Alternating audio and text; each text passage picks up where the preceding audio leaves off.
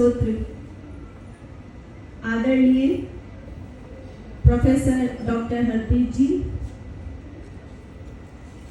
हम सभी यहाँ पर आज मौजूद हैं और जिनके संरक्षक में यह कार्य आज हो रहा है, माता सुंदरी देवी कॉलेज की नॉन कॉलेजिएट गर्ल्स जो हमारे यहाँ पर आज बैठी हैं, इन सभी की इंचार्ज मैडम इंदू जी, मेरे समक्ष उपस्थित सभी फैकल्टी मेंबर्स और ये देवी स्वरूपा भारत की नारियां, भारत की बेटियां, इस कॉलेज की छात्राएं, सर्वप्रथम मैं सभी का बहुत बहुत वंदन, बहुत बहुत अभिनंदन करती हूँ। और माता सुंदरी जी जो हम सभी की परम श्रद्धेय हैं, जिनके दिखाए मार्ग पर हम सभी चलते हुए अपने जीवन में अपने लक्ष्यों को प्राप्त करते हैं और एक अच्छे नागरिक बनने के साथ साथ देश के प्रति अपनी जिम्मेदारियों को पूर्ण तरह से निर्वाह करते हैं, ऐसी हमारी परम श्रद्धेय माता सुंदरी जी के चरण कमलों में अपना बहुत बहुत श्रद्धा सुमन अर्पित करती हूँ। मैं बहुत देर से यहाँ पर बैठी सभी बेटियों को, भारत की बेटियों को, जिनके हाथों में हमारा भविष्य है, उन्हें देख रही थी। प्रिंसिपल मैडम का भी मैंने उद्बोधन सुना, इंदू जी का भी मैंने उद्बोधन सुना। बार बार बेटियों को ही प्रेरित किया जा रहा था, आप ही को बार बार प्रोत्साहित किया जा रहा था। उसका एक कारण है, क्योंकि शक्ति तो आप सभी में बहुत ज्यादा है। दुर्गा का रूप है सभी, सभी के अंदर ताकत है। माँ पार्वती का रूप है, सभी शक्ति है। आप सभी सरस्वती का रूप भी है, इसीलिए ज्ञान बहुत अधिक है आप सभी में। आप सभी लक्ष्मी स्वरूपा हैं, इसलिए आज बेटियां जॉब करते हुए भी अपनी शिक्षा ग्रहण कर रही हैं। तो आप सभी बेटियों को मैं नमन करती हूँ इस मंच के माध्यम से। बस जरूरत है अपनी ताकत, अपनी शक्ति को पहचानने की, जिसके लिए आज मैं यहाँ पर आई हूँ, ताकि आपको अपनी शक्ति से रूबरू करा सकूं, ताकि आपको भारत की संस्कृति जो आपके अंदर है उसका एक बार आपको दर्शन करा सकूं और आप सभी को अपनी ताकत का अंदाजा हो सके। हम सभी जानते हैं कि भारत राष्ट्र के अंदर आज लगभग 15 लाख से ज्यादा स्कूल है, 97 लाख से ज्यादा शिक्षक हैं, 26 करोड़ से ज्यादा विद्यार्थी हैं। ऐसे में जब हम अपने स्कूल को, पूरी पढ़ाई को करते हुए जब कॉलेज में आते हैं, तो आंखों में सपने बहुत अधिक होते हैं, कुछ कर देने के, देश के लिए कुछ बहुत बड़ा करने के, अपने माता पिता को सहारा लगाकर उनके लिए कुछ बहुत बड़ा करने के, अपने जीवन को संवारते हुए उसके लिए कुछ बहुत बड़ा करने का। ये जो सपने हमारे अंदर हैं, ये सपने ही हमारी ताकत है। और ये सपने जब एक नन्ही लड़की अपने स्कूल में 10th में देखती है, 9th में देखती है, 12th में देखती है, और किसी छोटे से गांव से निकलकर अपनी पढ़ाई पूरी करते हुए जब वो कॉलेज में प्रवेश करती है, और ऐसे में जब उसके गांव के आस पड़ोस के जानकार रिश्तेदार लोग उसके पिता को ये कह दे कि बेटे की शादी के ऊपर खर्च करना, बेटे की पढ़ाई के लिए ऊपर खर्च मत करो, शादी के लिए पैसा जोड़ो। तो ऐसे में जब एक स्वाभिमानी पिता ये कहता है कि मैं इसका जवाब कुछ समय बाद दूंगा, अभी जरा मैं व्यस्त हूँ अपने बच्चों की परवरिश में, अपनी बेटियों की पढ़ाई में, और जब एक दिन उसकी बेटी यूनाइटेड नेशंस तक पहुंच जाती है, जब वो वहां जाकर भारत का परचम लहराती है, जब वो वहां जाकर भारत की बात करती है, जब वो मिसेस यूनिवर्स जैसे प्लेटफॉर्म तक पहुंच जाती है, और उसका पिता जब यूट्यूब जैसे चैनल पे कहीं देखता है और रिश्तेदारों को बुलाता है, तब ये कहता है कि तब का जवाब मैं आज देता हूँ कि मुझे गर्व है ये मेरी बेटी है, कि मुझे ये इस बात का बहुत नाज है कि ये मेरी बेटी है। और ये मेरा खुद का अनुभव है जो मैंने आज आप लोगों से शेयर किया, क्योंकि हमारा जो जीवन है ये इतना बड़ा नहीं होता कि सिर्फ अपने ही अनुभव से सीखा जाए, अपनी ही गलतियों से अनुभव लिया जाए। हमारे जीवन में हम अपने सामने होते हुए अनुभवों को भी देख के सीख सकते हैं। हमारे देश की जो शिक्षा प्रणाली है, ये विश्व की सबसे बड़ी शिक्षा प्रणाली है। आपको आपकी एक बात बताना चाहती हूँ, बहुत गर्व कीजिएगा अपने देश की मिट्टी पर। भारत एक ऐसा राष्ट्र है जिसमें 12वीं शताब्दी में जब नालंदा को जलाया गया मुगलों के द्वारा, लगभग सभी लोगों ने अपनी कक्षाओं में पढ़ा है, 6 महीने तक वहां पर आग जलती रही उसमें हमारा जो ज्ञान है भारत का वो चलता रहा 6 महीने तक। इतना बड़ा विश्वविद्यालय, इतनी बड़ी यूनिवर्सिटी नालंदा, जहां पर विश्व से बहुत दूर दूर से, चाइना हो, यूएसए तो बल्कि अभी बना है, 531 वर्षों का इतिहास है, यूके से, यूरोप से लोग आते थे वहां पर पढ़ने के लिए, शिक्षा ग्रहण करने के लिए, दीक्षा ग्रहण करने के लिए। क्योंकि मात्र शिक्षा नहीं दी जाती हमारे देश में, शिक्षा तो आप कहीं से भी ले सकते हैं। इसीलिए कॉन्वोकेशन को जानते हैं क्या कहते हैं? दीक्षांत समारोह। क्योंकि दीक्षा दी जाती है संस्कारों के साथ। इस देश में दीक्षा दी जाती है हमारे स्वाभिमान की बात करते हुए, राष्ट्र को समर्पित होते हुए। जो व्यक्तित्व हमारा तैयार किया जाता है वो दीक्षा है, जो सही मायनों में हमारे शिक्षक हमें देते हैं, जो सही मायनों में हमें भारत में मिलती है। तो जब 12वीं शताब्दी में हमारी शिक्षा प्रणाली को ध्वस्त करने का प्रयास किया गया, उसके बाद भी लगभग 400 साल तक हमारी शिक्षा प्रणाली इसी तरह से चलती रही। क्योंकि हमारा देश वो देश है जिसके अंदर शिक्षकों के अंदर इतना ज्यादा ज्ञान है कि उनको किताबों की आवश्यकता नहीं है।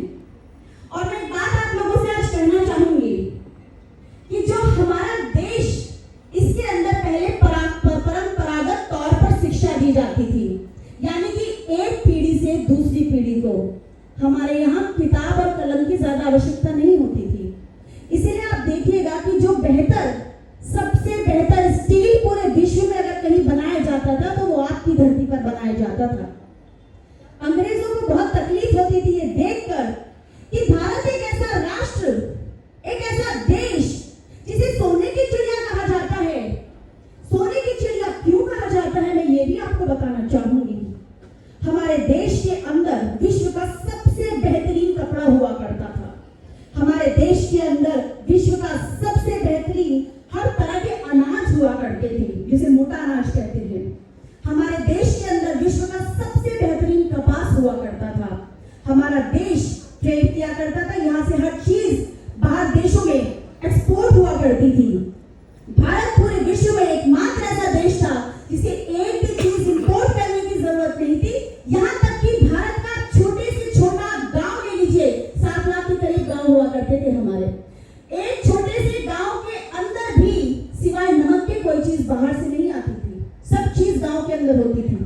हमारे देश के अंदर सर्जरी, आप जानते हैं, बहुत नाज होगा हम आप बेटियों को अपने ऊपर कि हम ऐसे हमारे पूर्वज रहे हैं कि जो हमारे देश के अंदर, हमारे गांव के अंदर आस पड़ोस में कोई ना कोई सर्जरी करने वाली, जच्चा बच्चा का ख्याल रखने वाली, डिलीवरी कराने वाली दाई मिल जाती थी। ये हमारे देश के अंदर ताकत थी माताओं बहनों की।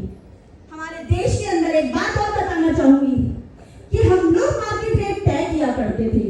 वो कैसे तय करते थे कि जितना हमारा कपड़ा हो, जितना हमारा खाद्य पदार्थ हो, जितना हमारे देश के अंदर से जाने वाला सामान हो, उसकी कीमत में उतने ही किलो का सोना इस देश में आता था बाहर से।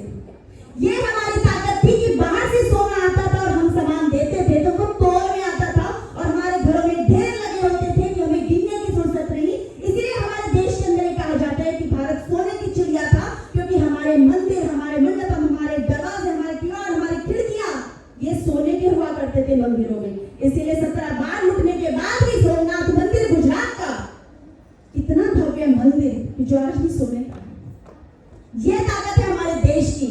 तो मैं आप लोगों को ये बताना चाहूंगी कि विश्व को हमने दिया है। हमने इसलिए दिया है कि हमारे यहाँ की जो नारियां हैं वो मैनेजमेंट में बहुत ज्यादा तेज है। आप जानते हैं कि देवियों को देवताओं से पहले पूजा जाता है, सभी बेटियां जानती है ना। यहाँ तक कि शादी के कार्ड पे भी अगर हम देखते हैं तो हमेशा महिलाओं का नाम पहले आता है। क्यों?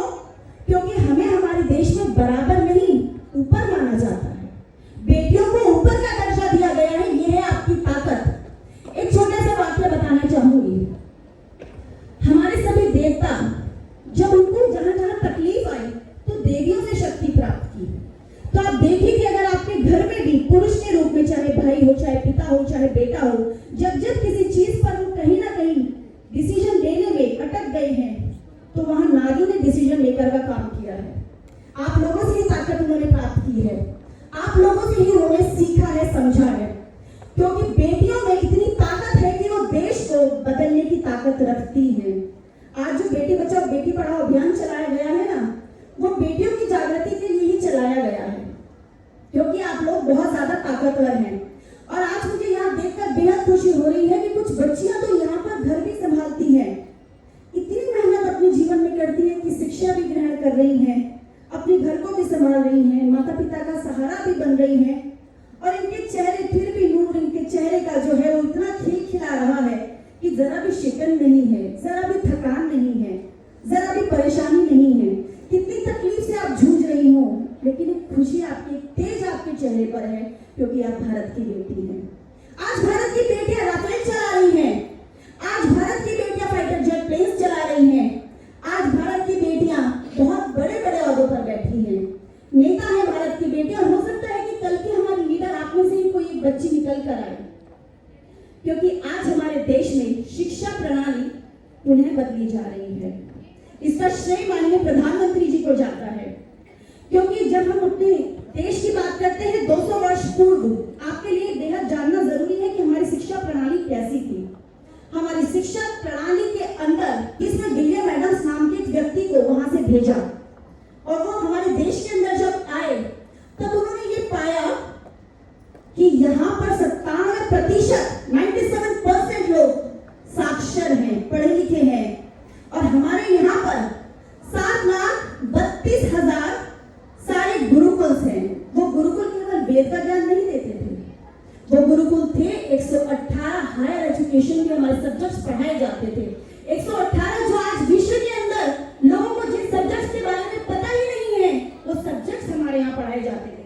हमारे यहाँ मेटलर्जी पढ़ाई जाती थी, मेडिसिन पढ़ाई जाती थी, सर्जरी पढ़ाई जाती थी, फिजिक्स, एस्ट्रोफिजिक्स, एस्ट्रोनॉमी, न्याय पद्धति पढ़ाई जाती थी। हमारे यहाँ पर ज्योतिष पढ़ाया जाता था, युद्ध कला सिखाई जाती थी। तो ऐसे हमारे 118 विषयों में बच्चों को ज्ञान दिया जाता था, बच्चों को दीक्षित किया जाता था। ऐसा इतना व्याप जिस देश का हो, जिस देश के अंदर इतनी ताकत हो, उस देश को ध्वस्त करने में अंग्रेजों ने कमी नहीं छोड़ी।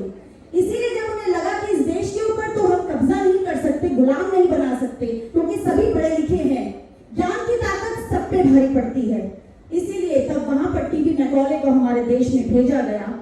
और जब उन्हें भेजा गया तो उन्होंने यहाँ की शिक्षा प्रणाली 1837 में, क्योंकि देखिए 1820 में एडम विलियम एडम यहाँ पर आए और 1837 में यहाँ पर इंडियन एजुकेशन एक्ट लगा दिया गया, जिसमें ये कहा गया कि संस्कृत या कोई भी रीजनल भाषा तो आपकी जीरो है, उसको अगर आप पढ़ते हैं तो वो शिक्षा आपकी जीरो है, केवल इंग्लिश अंग्रेजी आप पढ़िए। तो ऐसे करके जब उन्होंने हमारी शिक्षा प्रणाली को ध्वस्त किया, उसके बाद से तब से और आज तक हम वही शिक्षा प्रणाली हम झेलते आ रहे हैं। लेकिन मैं धन्यवाद करती हूँ इस मंच के माध्यम से माननीय प्रधानमंत्री श्री नरेंद्र मोदी जी का, जो अमृत काल आज हमें वो दिखा रहे हैं, जिस अमृत काल में हम जी रहे हैं, कि आज हमारा देश पुनः अपनी शिक्षा प्रणाली, वही शिक्षा पद्धति लेकर आ रहा है, जिसमें हमारे देश के अंदर जो ताकत है, जो हमारा देश जितना ज्यादा सामर्थ्य था, उन्नत था, वो सभी शिक्षा, वो सभी ज्ञान हमारे देश के बच्चों को परंपरागत तौर पर दोबारा से पढ़ाए जाए। क्योंकि आप देखते होंगे कहीं ना कहीं तो आपने किसी गांव में कभी देखा होगा कि जो व्यक्ति शायद इतना पढ़ा लिखा भी नहीं होगा, उसके बाद भी वो अपनी रोजी रोटी कमा पा रहा होगा, क्योंकि अपने पिता से उसने वो हुनर सीखा है। जो हुनर है ना, वो हमें परंपरागत तौर पर मिलता है इस देश में। हमारे देश के अंदर डिप्रेशन जैसा वर्ड पहले कभी नहीं था। जानते हैं डिप्रेशन क्यों आता है? क्योंकि धीरे धीरे हम लोग अपने परिवार से दूर होते जा रहे हैं, हम लोग धीरे धीरे अपनी परंपराओं से, अपनी सभ्यता से, अपनी संस्कृति से दूर होते जा रहे हैं। आप लोगों ने, आप में से बहुत सारे लोग हैं जो शायद बॉलीवुड को पसंद करते होंगे, मूवीज भी देखते होंगे, तो कहीं ना कहीं आपने देखा होगा कि कोई अगर ऐसा व्यक्ति अपने आप को ये दर्शाता है कि मैं डिप्रेस हूँ, तो हो सकता है कि हमारी मानसिकता पर भी वो हिट करे, हमारी मानसिकता पर भी कहीं ना कहीं वो चोट पहुंचाए कि अच्छा डिप्रेशन हो जाता है, तो शायद मैं भी अकेलापन फील कर रही हूँ, महसूस कर रही हूँ, तो मुझे भी डिप्रेशन होगा। आज मेरे भाई की फीस भरी जानी थी, मेरी तनख्वाह में 2 दिन लेट हो गए, मुझे भी डिप्रेशन हो रहा है। आज मेरी माँ की दवाई आनी थी, मेरी तनख्वाह नहीं आ पाई, या घर में तनख्वाह में पैसे नहीं है, तो डिप्रेशन। ये डिप्रेशन हमारे लिए नहीं है भाई, मेडिटेशन कर लीजिए, क्योंकि साधुओं का देश है ये, साधुओं की मिट्टी है ये। इस देश के अंदर आपको डिप्रेशन से बाहर निकालना सिखाया जाता है। डिप्रेशन जैसा वर्ड हमारे डिक्शनरी में नहीं है। क्यों? क्योंकि इस देश की मिट्टी में वो ताकत है कि जो परिवारों का है तो आप सब चीज भूल जाते हैं। डिप्रेशन तब होता है जब हम अपने फोन से बाहर नहीं निकलते। अपने फोन से आप बाहर निकलिए, क्योंकि अपने फोन से साइड में रख के जब परिवार के साथ अपना दुख बांटेंगे, उनकी सुनेंगे, तो आपको लगेगा अपना एक हल्कापन महसूस होगा, आप एक फूल की तरह हल्के हो जाएंगे। तो जरूरी है कि आप बात करें। पहले बहुत बातें किया करते थे, आप देखेंगे कि अगर पुराने गांव की आप बात करेंगे, आपकी दादी के, नानी के, बुआ के समय की बात, आपकी माता के समय की बात, तो छोटी छोटी टोली बना करती थी गांव में। छोटी छोटी टोली में छुट्टियां बिताने आती थी हमारी बुआएं, हमारी मौसी, वो चर्चा करती थी, बातें करती थी, जिससे हम लोग भी कुछ सीखते थे, जिससे हम लोगों के अंदर भी ममत्व का भाव आता था, प्रेम का भाव आता था, दया का भाव आता था, समर्पण का भाव आता था। लेकिन आज हम लोग ऐसे हो गए हैं, हम शादी करके अगर किसी घर में जाते हैं तो हम ये प्रयास करते हैं कि बस लड़का हमारे साथ आ जाए, बाकी हम किसी से हमें कोई मतलब नहीं। तो ऐसा नहीं है भाई। आप सोचिए कि अगर आपके घर में आने वाली बहू भी आपके माता पिता के लिए ऐसा सोचे, तब आप कहाँ जाएंगे? क्या उस तकलीफ को आप सह पाएंगे? तो वही तकलीफ आप दूसरों के घर में भी तो दे रहे हैं, जो आपका अपना घर है। तो आप जो सीख कर जाएंगे वो ये है कि यहाँ से अपनी जिम्मेदारियां सीख कर जाएंगे। जब आपको यहाँ पर टीचर जो पढ़ाते हैं, उसके साथ साथ वो पढ़ाते हैं आपको संस्कार, जो किसी देश में नहीं पढ़ाया जाता, जो भारत की मिट्टी में पढ़ाया जाता है। यही वो संस्कार है कि जो हमें सही मायनों पर एक लड़की से, एक माँ, एक बहन, एक सही मायनों में जिम्मेदार व्यक्ति बनाते हैं। तो ये संस्कार मत भूलिए अपने। हमारे देश के अंदर एक बार की बात बताना चाहूंगी आपको। स्टीव जॉब्स हमारे देश में आए थे। ये बात है 1974 की। वो बहुत डिप्रेस थे अपने जीवन में। एप्पल का फोन बहुत लोग यूज करते होंगे यहाँ पर। कितने लोग यूज करते हैं एप्पल का फोन? जो लोग एप्पल का फोन यूज करते हैं वो जानते होंगे स्टीव जॉब्स को भी। वो जब इस देश में आए बहुत परेशान थे।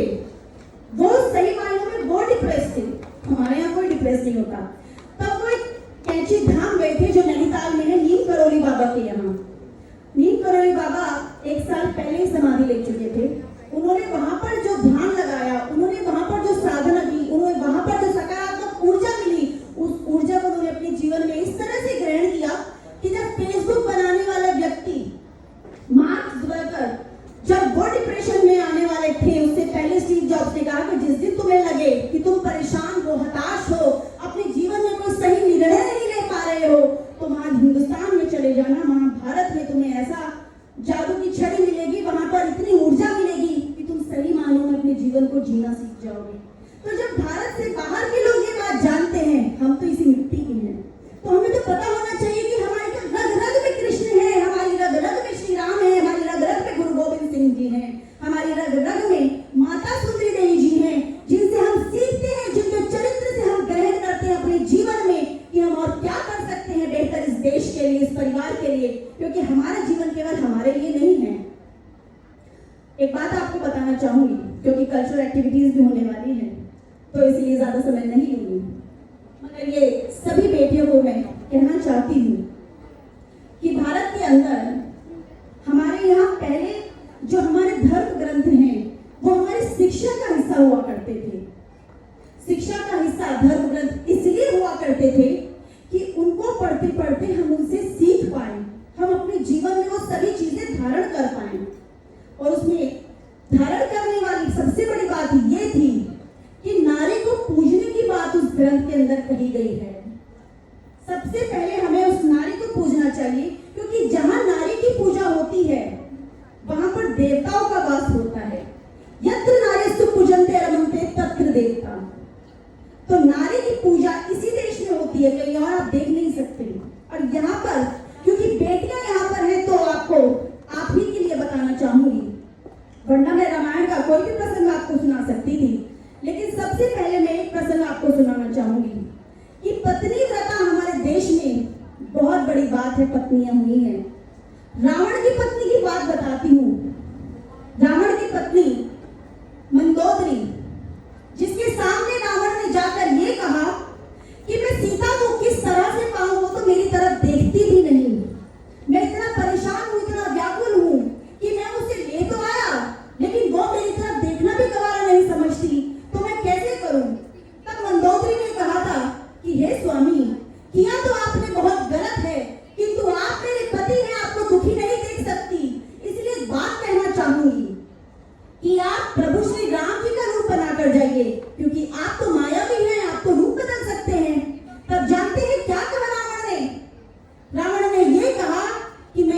करके देख चुका, क्योंकि जब जब मैंने राम का रूप बनाया तब तब मुझे सीता में अपनी बहन नजर आई, क्योंकि अंदर से तो मेरे लिए पत्नी मंदोदरी है, तो उसके अलावा पूरी दुनिया मेरी बहन है। तो ये राम जी का चरित्र है, ये श्री राम जी का चरित्र है जिससे हमें सीखना चाहिए। तो इसीलिए हमारे देश की महिलाओं के हर चरित्र से आप सीखिए। मांडवी, जिनका जिक्र कोई नहीं करता, रामायण में एक पात्र ऐसा हुआ है जो भरत की धर्मपत्नी हुई है, मांडवी जी। मांडवी जी ने अपने जीवन के 14 वर्ष इस तरह से गुजारे कि दूर झोपड़ी में भरत जी की रात को जलती हुई बत्ती को देखने के बाद जब वो बत्ती बुझती तब वो जाकर सोती अपने घर में, अन्यथा दूर से ही देखती थी। क्यों? क्योंकि एक तो माता सीता जी वन में चली गई, दूसरी बहू 14 साल के लिए सोती रही, लक्ष्मण जी की पत्नी उर्मिला जी, और तीसरी मांडवी जी के ऊपर ये जिम्मेदारी थी कि तीनों माताओं का ध्यान उन्हें रखना था। तो ऐसे तपस्या, ऐसी तपस्वी बेटियां, ऐसी तपस्वी बहनें, ऐसी तपस्वी बहुएं हमारे समाज में आज भी हैं कि जो अपने सास ससुर की सेवा करती हैं, जो अपने माता पिता की सेवा करती हैं, और ऐसी बेटियों में कुछ बेटियां मेरे समक्ष भी उपस्थित है कि जो अपने जीवन को समर्पित कर रही हैं। ऐसी बेटियों को मैं नमन करती हूँ जो हर एक चरित्र से कुछ ना कुछ सीखती हैं। तो इसलिए जरूरी है अपने जीवन में आप कुछ ना कुछ सीखें, क्योंकि श्री राम जी, जबकि उनके साथ तो लक्ष्मण जी दिन रात साथ रहे 14 वर्षों तक, पर फिर भी भरत जी के लिए कहते हैं कि जब उन्होंने हनुमान जी की तारीफ करी, हनुमान जी के लिए उन्होंने बोला, और तुलसीदास जी ने रामचरितमानस में ये लिखा, रघुपति कीनी खूब बड़ाई, तुम मम प्रिय भरत संभाई, यानी कि भरत के जैसे तुम मुझे प्रिय हो हनुमान। ये तुलसीदास जी ने हनुमान जी को बताया कि तुम्हारी इस तरह से तारीफ, इस तरह से बड़ाई श्री राम जी ने की है। तो जानते हो भरत का प्रसंग क्यों आया यहाँ पर, भरत का नाम क्यों आया? क्योंकि जब 14 वर्षों का वनवास राम जी को हुआ था, बस इसके बाद मैं 2 मिनट अपनी बात को समाप्त करूंगी। जब वनवास श्री राम जी को 14 वर्षों का हो गया और भरत जी को ये पता चला कि उनकी माता ने उन्हें फौरन बुलाया है, क्योंकि उनका राज्याभिषेक अभिषेक होना था, पर यह नहीं बताया गया कि क्यों बुलाया है उनको। और इसके बाद जब भरत जी वहां पर चले गए और उन्हें बहुत पीड़ा हुई, बहुत तकलीफ हुई कि श्री राम, भगवान श्री राम जैसा मेरा भाई, उन्हें वन में 14 वर्षों के लिए मेरी माता ने मेरी वजह से भेज दिया, तब उन्होंने निर्णय लिया, निश्चय किया कि मैं सारी माताओं के साथ, सभी घर की महिलाओं के साथ वन में जाऊंगा, उनको लेकर आऊंगा। ऐसे में जब भरत जी वहां पर जाने वाले थे, उसके पहले श्री राम जी वन से गुजर रहे थे और उन्होंने वन देवी को एक प्रार्थना करी। वन देवी ने कहा कि हे राजन, क्योंकि राम जी तब तक राजा उनका, क्योंकि पहले युवराज थे, तो वन देवी ने उनसे कहा कि आप मेरे यहाँ पर आए हैं तो मैं कैसे आपकी सेवा करूं? तब श्री राम जी ने कहा कि अगर कर सकती हो तो बस इतना करो कि जिस पथ से मैं गुजरा हूं वहां कांटे थे, उन कांटों को जरा हटा देना। तो वन देवी ने कहा कि मैं कांटे क्यों हटा दूं, आप तो चले गए। तो उन्होंने कहा कि मेरा एक भोला भाई आने वाला है, भरत, मुझे ढूंढते हुए, तो वो जब यहाँ पर आएगा तो उसे ये कांटे लगेंगे। वन देवी ने कहा कि ऐसे राजन का भाई, ऐसे राजन का छोटा भाई भरत, क्या उसको कांटे लगने से पीड़ा होगी? तब श्री राम जी ने कहा नहीं, पीड़ा उसे नहीं होगी, मेरा भाई तो वज्र के समान है। पीड़ा उसे इस बात की होगी कि इस रास्ते से प्रभु श्री राम जी गुजरे हैं, यानी कि इस रास्ते से राम गुजरे हैं मेरे भाई, उनको ही कांटे लगे होंगे, उससे जो पीड़ा हुई होगी, वो तकलीफ उसे होगी, तो उसकी आंख से आंसू गिरेगा, जो मुझे गवारा नहीं होगा। तो ये भाइयों का प्रेम, ये हमारे ग्रंथों में है, ये ताकत हमारे देश की है, जो भाई को भाई से जोड़ना सिखाता है। इसीलिए आज जो परिवार हम देखते हैं बिखरते जा रहे हैं, उन्हें जरूरी है कि रामायण पढ़े, रामचरितमानस पढ़े, उन्हें जरूरी है कि अपने देश में जो हमारे ग्रंथों में लिखा है, जो सच्चे गुरुओं की पातशाहों की गुरुबाणी है, उसे सुने, ताकि हम जोड़ना सीखें, ना कि तोड़ना।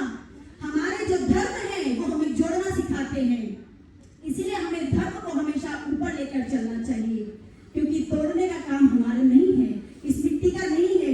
इसीलिए हमने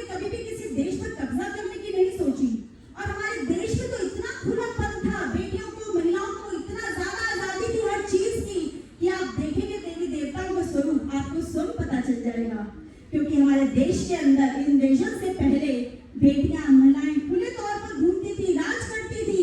देश के अंदर पहली जो जज पूरे विश्व में हुई है, हमारे भारत के अंदर हुई है, विद्या भारती जी, मंडन मिश्र जी की पत्नी, जिन्होंने शंकराचार्य, आदि गुरु शंकराचार्य जी, उनका जो उन्होंने शास्त्रार्थ किया था, जब आदि गुरु शंकराचार्य जी ने उसकी जज विद्या भारती जी को बनाया था, तो देश के अंदर पहली जज भारत में हुई है।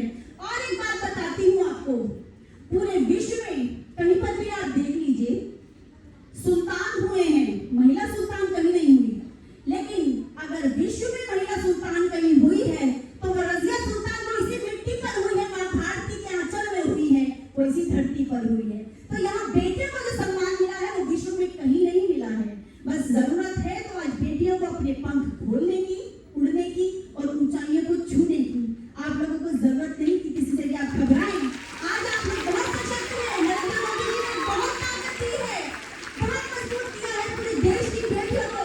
क्योंकि आज हमारे लिए बहुत गर्व की बात है कि G20 जैसा एक बहुत बड़ा सम्मेलन इस देश में होने वाला है। जानते हैं क्यों? क्योंकि आज माननीय प्रधानमंत्री नरेंद्र मोदी जी की अध्यक्षता में ये देश G20 की अध्यक्षता कर रहा है। और यूनाइटेड नेशंस के जो 193 देश हैं, उसमें से जो सारे बड़े देश हैं वो भारत में आ रहे हैं। कोई देश नहीं छोड़ना चाहता इसकी भारत के अंदर आने के लिए सम्मेलन में। क्यों?